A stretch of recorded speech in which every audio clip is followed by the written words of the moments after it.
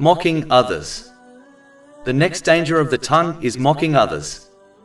Mocking others occurs when one ridicules and highlights the defects of another, in order to cause others to laugh and look down at them. This can be done through actions or words.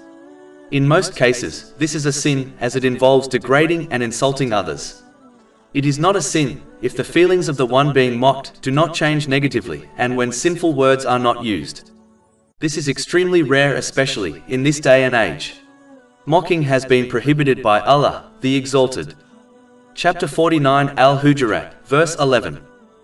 O you who have believed, let not a people ridicule another people, perhaps they may be better than them, nor let women ridicule other women, perhaps they may be better than them.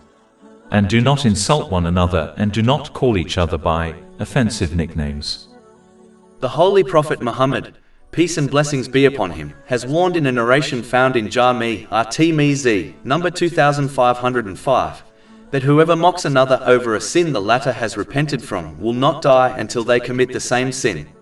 It is important for Muslims to avoid this characteristic, as it in most cases creates enmity between people, and this always leads to fractured or broken relationships.